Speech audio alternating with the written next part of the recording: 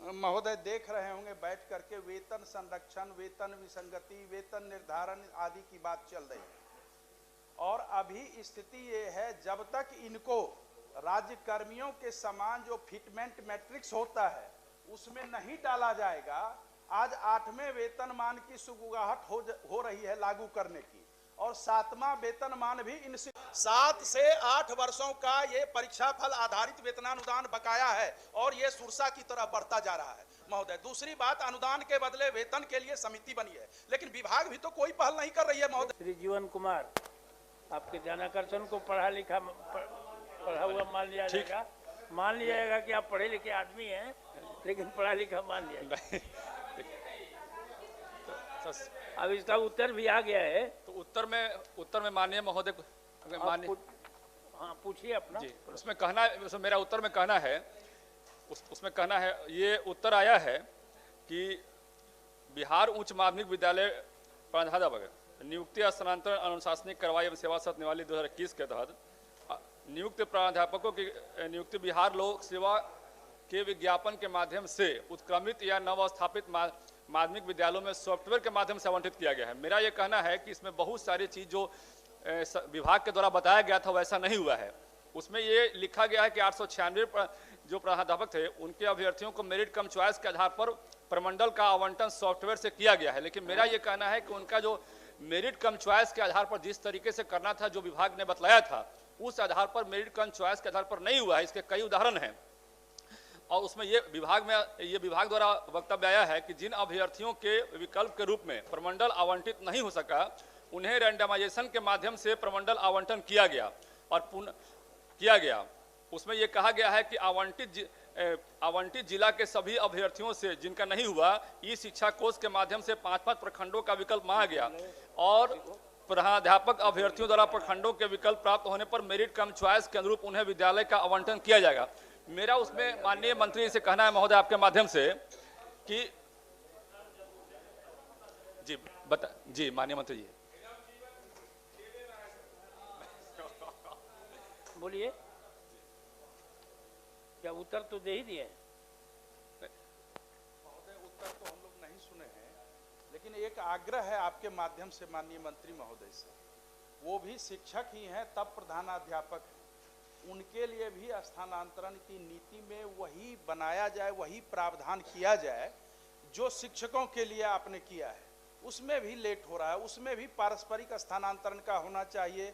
साथ ही साथ जो राजकीयकृत है, राजकीय विद्यालय है, उसमें भी होना चाहिए।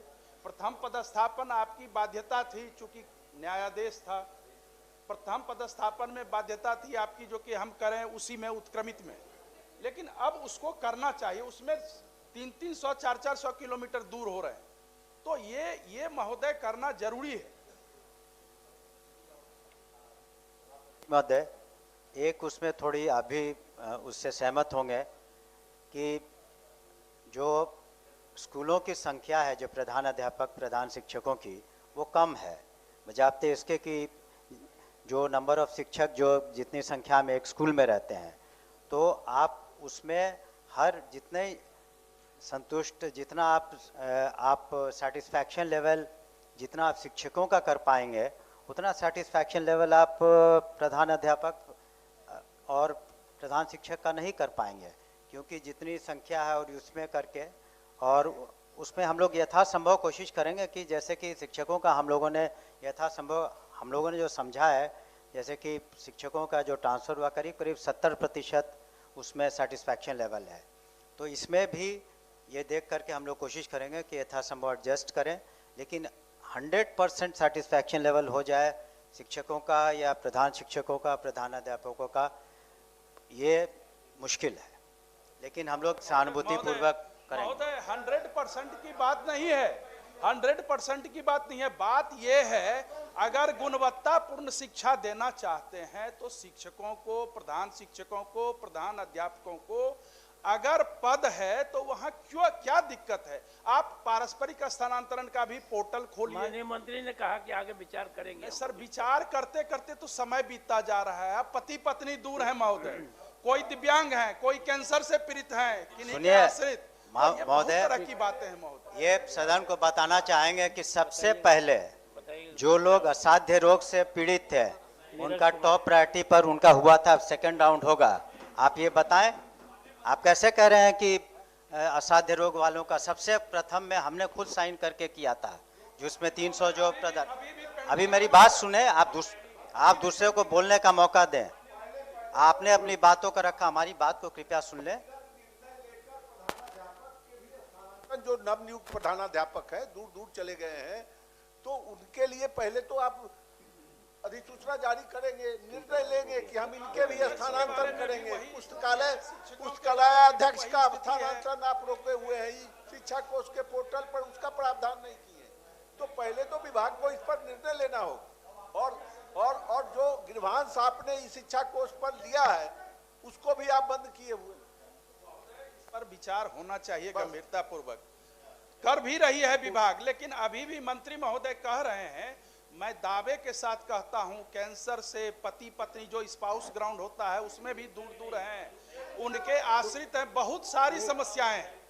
माननीय मंत्री जी ने तो कहा है। अध्यक्ष सभापति महोदय, सबसे पहले अगर विभाग में किसी का ट्रांसफर हुआ जो 300 से ज़्यादा संख्या है, वो असाध्य रोग के लोग थे। दूसरा लिस्ट भी असाध्य रोग का करीब करीब बन गया है, उसको हम लोग शीघ्र कर देंगे। सबसे पहले उन्हीं की प्राथमिकता रहेगी और उसको कर देंगे। जहाँ तक प्रधानाध्यापक और प्रधान शिक्षक का है, हम लोग इस महीने में और जो भी है उसको यथाशीघ्र हम लोग टेकअप करेंगे। लेकिन पूर्व में भी किया गया है, ऐसी बात नहीं है कि म्यूचुअल ट्रांसफ़र नहीं हुए हैं, ऐसी बात नहीं है कि उनकी मांगों को यथासंभव मांगा गया है। हम लोग सहानुभूति पूर्वक हम लोग इस बात को समझते हैं कि यथासंभव उनकी कठिनाइयों को देख करके कठिनाइयों का निराकरण किया जाए। लेकिन जैसे हमने पूर्व में कहा कि 100% सेटिस्फैक्शन लेवल नहीं हो सकता है किसी भी ट्रांसफर नीति का। धन्यवाद।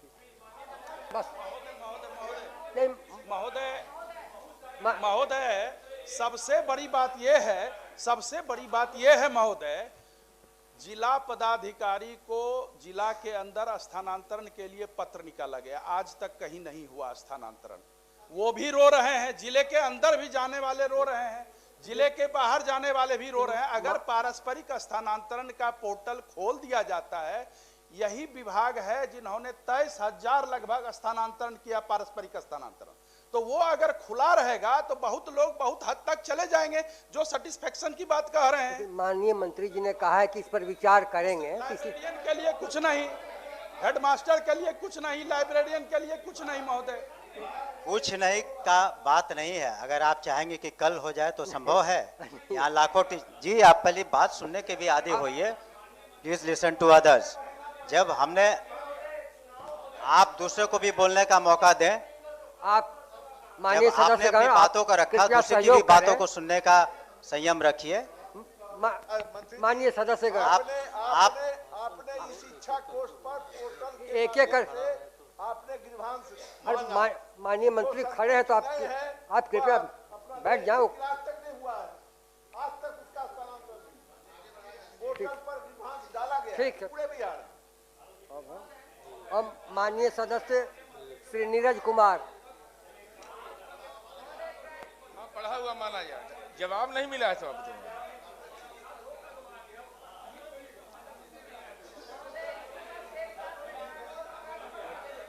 दूसरा प्रश्न।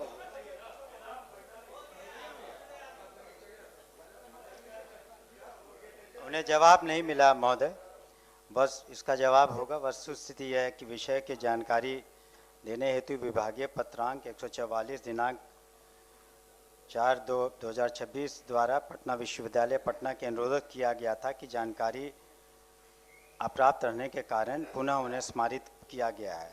अप्राप्त रहने के कारण उनके द्वारा लोक भवन पटना में उत्तर देने में विलंब करने वाले पदाधिकारियों कर्मचारियों के विरुद्ध कार्रवाई करने हेतु निर्देशित किया गया है। इसमें पटना यूनिवर्सिटी से जो आपका प्रश्न था उसको हम लोगों ने मांगा था, कल हमने भी बात की थी, लेकिन अभी तक उन्होंने उसका उत्तर नहीं दिया है। वहाँ एक्टिंग वीसी हैं, तो हम समझते हैं कि आज उन्होंने कहा कि हम उसका दे देंगे, फिर आपको हम उसको समर्पित कर देंगे। सभापति महोदय, चूंकि यह इस सदन के लिए बड़ा महत्वपूर्ण है, सर गणेश दत्त इस बिहार विधान परिषद के 1921 में इस सदन के सदस्य रहे सभापति महोदय, और वो अपने वेतन का पैसा, आज के दौर में लोग इस बात को जब उसका डीड पढ़ेंगे आप सभापति महोदय, तो सबसे पहले वो अपने वेतन का हिस्सा जो पैसा देते थे वो पहले दलित को देते थे। अब उस सामाजिक दौर में जब जकड़न सामाजिक था, वैसा कोई व्यक्तित्व होगा जो अपने वेतन का पैसा तो देते थे लेकिन पहले दलित को, पिछड़ा को, सामान्य समुदाय को, अल्पसंख्यक को सब कैटेगराइज था। और अपना घर सभापति महोदय, आप तो वहां के प्राध्यापक रहे सभापति महोदय, कृष्ण कुंज उन्होंने दान में दे दिया। मुझे इस बात के लिए, चूंकि लंबे अरसे के सूचना का अधिकार इस्तेमाल करने के बाद सभापति महोदय 14 अप्रैल 1933 को sir Ganesh Datt trust fund बना, 67 तक संचालित रहा, उसके बाद यह बंद हो गया। मुझे चिंता इस बात की है कि 41 साल के बाद पटना विश्वविद्यालय ने 4/6/2019 के माध्यम से 12,000 की छात्रवृत्ति 5 छात्रों को दिया, नए फॉर्मेट में उन्होंने किया। SBI में विभिन्न जगहों पर जो पैसे वह जो उन्होंने पैसा उनके समय बचा था 4,68,000 रुपया, आज जाकर के वह एक बड़ी राशि हो गई है। यह भी था, और माननीय मुख्यमंत्री नीतीश कुमार जी जब विधायक नहीं थे सभापति महोदय, उस समय से उनकी जयंती मनाते थे, और जब सरकार बनी तो राजकीय समारोह घोषित किया गया। तो हम यह अनुरोध माननीय मंत्री जी से करेंगे कि देखिए, यह हमारे पुरखों का सम्मान का विषय है कि जिन लोगों ने दान में दिया, और बहुत लोग, और उसमें यह शर्त था कि अगर आप पैसा ले रहे हैं तो लौटा दीजिएगा। तो सबको पत्र भेजा गया, उनके परिजन को पटना विश्वविद्यालय ने भेजा कि नहीं तो हम अखबार में दे देंगे कि आप लोग बड़े बड़े लोग हो गए, पैसा नहीं देते हैं।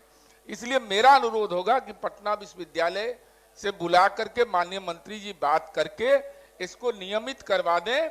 ये बहुत बड़ा धरोहर एक है और इस धरोहर की रक्षा होनी चाहिए। माननीय मंत्री जी ने कहा कि अभी प्रभारी कुलपति हैं वहाँ। सभापति महोदय, जो माननीय सदस्य ने अपनी बातों को रखा, उसको मैंने भी 2 दिन पहले पढ़ा था, और उनको निश्चित रूप से उनके रजिस्ट्रार या एक्टिंग वीसी को उनको ऐसे भी आना है। इस विषय को भी हमने कहा है कि चूंकि उन्होंने जवाब नहीं दिया तो उस पर कार्रवाई के लिए तो हमने अलग से लिखा ही है, लेकिन इसको भी नियमित कराने के लिए क्या व्यवस्था की जाए, और हम लोग का भी जो अगर सहयोग होगा तो उसको हम लोग करेंगे। माननीय मंत्री जी, उनका सर गणेश दत्त जी का बहुत बड़ा योगदान है पटना विश्वविद्यालय के निर्माण में। अब ठीक ही कहा माननीय सदस्य ने कि अब उनका जो आवास था कृष्ण कुंज, वो भी दान में दे दिया था उन्होंने। जहाँ अभी साइकोलॉजिकल रिसर्च सेंटर चलता है वो उन्हीं का था आवास। तो इस पर देख लिया जाएगा, जल्दी ही बुला करके कुलपति को, हालांकि प्रभारी कुलपति हैं वो, और उनसे पूरा विवरण मंगवा लिया जाए। और अब माननीय सदस्य प्रोफेसर डॉक्टर वीरेंद्र नारायण यादव, माननीय सदस्य डॉक्टर संजीव कुमार सिंह, प्राप्त हो चुका है, और उत्तर में जो विभाग द्वारा उत्तर प्राप्त हुआ है उसमें महोदय समान कार्य समान वेतन की चर्चा कर दी गई है, जबकि मैं समान कार्य समान वेतन की मांग नहीं कर रहा। मैं तो कह रहा हूं जो कि जब सरकार ने राज्य कर्मी बनाया तो राज्य कर्मियों के समान सारी सुविधाएं दी, लेकिन वेतन बनावटी दे दिया, कृत्रिम वेतन दे दिया। और आज कुछ देर पहले आप भी महोदय देख रहे होंगे बैठ करके वेतन संरक्षण, वेतन विसंगति, वेतन निर्धारण आदि की बात चल रही है। और अभी स्थिति ये है, जब तक इनको राज्य कर्मियों के समान जो फिटमेंट मैट्रिक्स होता है उसमें नहीं डाला जाएगा, आज 8वें वेतनमान की सुगबुगाहट हो रही है लागू करने की, और 7वां वेतनमान भी इन शिक्षकों को नहीं मिल रहा है। समान कार्य समान वेतन अलग चीज है। मेरी जो मांग है उसमें मंत्री महोदय ये है, अगर उनको राज्य कर्मी वाले फिटमेंट मैट्रिक्स में दे ही दीजिएगा, जब प्रोन्नति आप दे रहे हैं दीजिएगा ही। एमएसपी के बारे में आप कह रहे हैं कीजिएगा ही, तो उनको अगर उस मैट्रिक्स में, उस वेतन संरचना में डाल दीजिएगा, कभी कोई वेतन विसंगति नहीं होगी और सदा के लिए ये विवाद जो है खत्म हो जाएगा। और ये विभाग अगर करेगी तो मुझे लगता है गुणवत्तापूर्ण शिक्षा कायम करने में बिहार देश के सबसे अव्वल राज्य में गिना जाएगा। अभी यही कमी है कि शिक्षक गुणवत्तापूर्ण शिक्षा नहीं दे पा रहे हैं। माननीय मंत्री, पढ़े लिखे की बात हो रही है सुनील बाबू, थोड़ा सा अनुसरण कीजिए। माननीय सभापति महोदय, जिन्होंने बात की है उस पर हम लोग विचार कर लेंगे और इस पर निश्चित रूप से अभी तक माननीय सदस्य को हम बताना चाहेंगे कि विशिष्ट शिक्षकों का भी जो वेतन विसंगति था, लाखों में संख्या थी, उसको भी हम लोगों ने दूर किया है, ऐसी बात नहीं है। तो इस तरह के इसको सहानुभूतिपूर्वक देखते हुए कि इसमें फाइनेंस का क्या व्यू है, उसको हम लोग देख कर निर्णय लेंगे। ठीक। महोदय, विसंगति के बारे में एक जानकारी देना चाहते हैं। प्रधान अध्यापक और शिक्षक का एक ही वेतन हो गया है, कहा एक ही वेतन। माननीय मंत्री जी ने कहा कि विचार उस पर करेंगे। निश्चित रूप से वो जल्दी करना चाहिए। ठीक। मेरा यही आग्रह है आपके माध्यम से, जो कि विभाग वो जल्दी से जल्दी करे ताकि आप करके शिक्षक अपनी सर्वश्रेष्ठ दे सके। ठीक है। माननीय सदस्य डॉक्टर मदन मोहन झा एवं अन्य सदस्यगण भी साथ में है।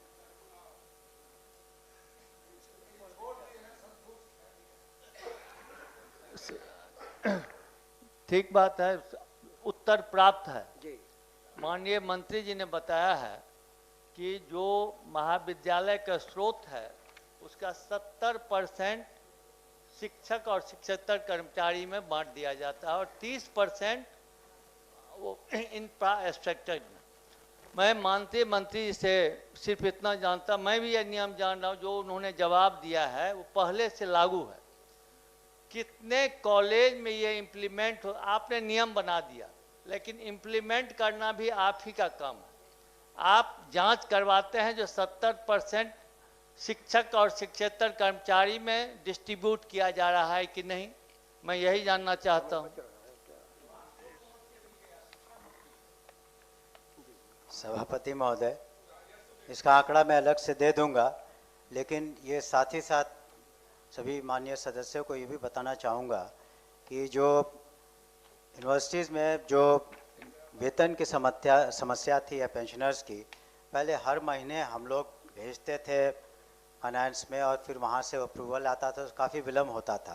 तो इस बजट तक हम लोगों ने टोटल अप्रूवल ले लिया, जिस कारण से अब वेतन या पेंशनर्स में हो सकता है यदा कदा कहीं दिक्कत आती हो, लेकिन ये आंकड़ा जो माननीय सदस्य हमसे मांग रहे हैं वो आंकड़ा में अलग से उस पर उसका जवाब नहीं है हमारे पास इस वक्त। लेकिन एक मिनट बोलने दीजिए, आप सुन लीजिए।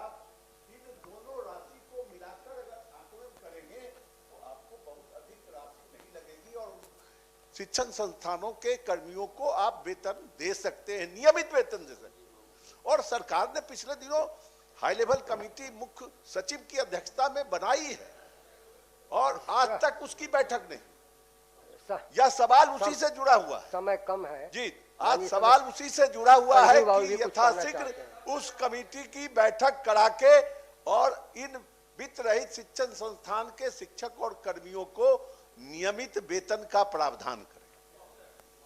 मैं बस समय बहुत कम है, इसलिए संक्षेप।